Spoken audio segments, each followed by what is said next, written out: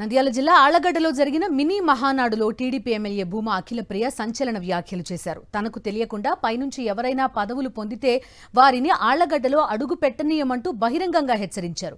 పార్టీలో ముందు నుంచి పనిచేసే వారికి మాత్రమే పదవులు ఇవ్వాలని అఖిలప్రియ కోరారు. కూటమి ప్రభుత్వంలో అధికారంలోకి వచ్చి ఏడాదైనా పనులు కావడం లేదని అసహనం వ్యక్తం చేశారు. తమ పనులు జరగడానికి అధికారులు సహకరించడం లేదన్నారు. టీడీపీ సభ్యత్వాలు చేయాలంటేనే ముఖం తిప్పుకుంటున్న పరిస్థితి ఉందన్నారు. పనిచేసిన వాళ్ళకి, పార్టీకి అంకితమై ఉన్న వాళ్ళకి, మాకు అంకితమై ఉన్న వాళ్ళకి తప్పకుండా పదవులు వచ్చేలాగా మేము చేస్తామని చెప్పి కూడా సందర్భంగా నేను మాటిస్తున్నాను. కానీ అదే మండలం నుంచి ముక్కు ముఖం తెలియని వాడు ఎవరైనా వెళ్ళి పదవి కావాలని చెప్పి మాకు తెలియకుండా తీసుకుంటే మాత్రము ఆళ్లగడ్డ నియోజకవర్గంలో అడుగు కూడా పెట్టనీయమని చెప్పి సందర్భంగా తెలియజేస్తున్నాను.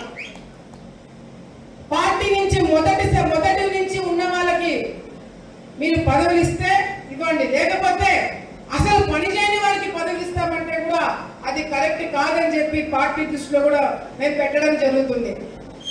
గెలిచిన తర్వాత కష్టపడిన వాడికన్నా మనల్ని తొక్కాలని చూసేవాడే ముందు వచ్చి దండేస్తాడు. అవునా?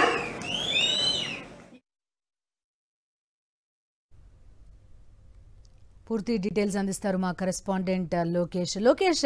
లిటరల్ గా అఖిలప్రియ వార్నింగ్ ఇస్తున్న పరిస్థితులు చూస్తున్నాం. అంటే తమకు అసలు తెలియకుండా ఎవరైనా పదవి తెచ్చుకున్నా కూడా వాళ్ళని వదిలిపెట్టమంటున్నారు.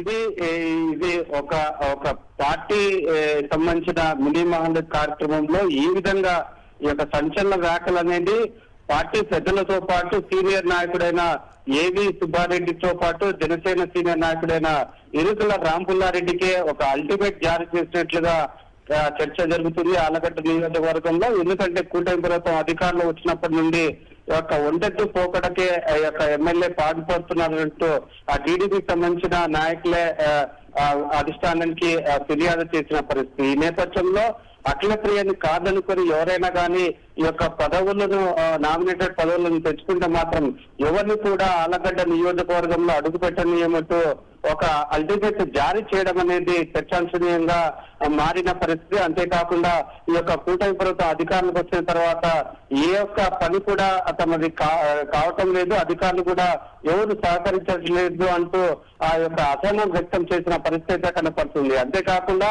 ఈ యొక్క కూటమి ప్రభుత్వం అధికారులకు వచ్చిన తర్వాత పథకాలు కూడా అమలు కాకపోవడంతో ఎవరు కూడా పార్టీ సభ్యత్వాన్ని తీసుకోవడానికి ముందుకు రావట్లేదు.